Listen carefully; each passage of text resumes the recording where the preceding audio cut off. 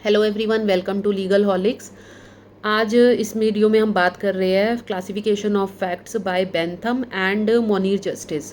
जो हमारी bare act में मेंशन किया गया है, दो क्लासिफिकेशन है, दो बड़ी सिंपल सी क्लासिफिकेशन है फैक्ट्स के बारे में। बेंथम की क्लासिफिकेशन के अकॉर्डिंग दो में डिवाइड करा। पहला फिजिकली परसेप्टिव फैक्ट्स, जो हम फिजिकली टच कर सकते हैं। फिर मेंटल फैक्ट्स, जो हम अपने कॉन्शियस ब्रेन में मतलब कॉन्शियस ब्रेन में हम महसूस कर सकते हैं।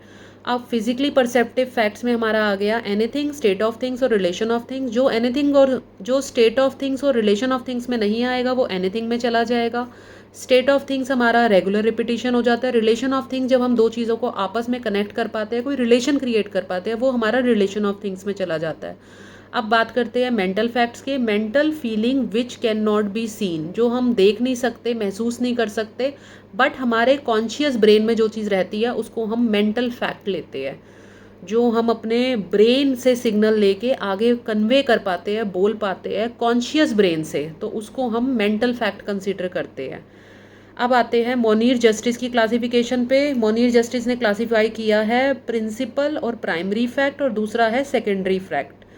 प्रिंसिपल और प्राइमरी फैक्ट को हम फैक्टा प्रोबांडा और सेकेंडरी फैक्ट को फैक्टा प्रोबांशिया, इसे इन नामों से भी कहा जा सकता है। अब जो हमारा प्राइमरी फैक्ट है which needs to be proved, और जो सेकेंडरी फैक्ट है which prove something. Secondary primary को प्रूव करेगा और प्राइमरी को हमें प्रूव करना है। तो primary is which needs to be proved and secondary which prove something. Secondary primary की हेल्प कर रहा है। इन शॉर्ट, प्राइमरी हो गया हमारा फैक्ट इन इशू जिसको हम अल्टीमेटली प्रूव करना चाहते हैं, और सेकेंडरी हमारा हो गया रेलिवेंट फैक्ट, जो हमारी हेल्प करेगा एविडेंस के थ्रू हमारा फैक्ट इन इशू को प्रूव करने के लिए। फैक्ट के बारे में छोटी सी और बात एक ऐड ऑन करना चाहूँगी।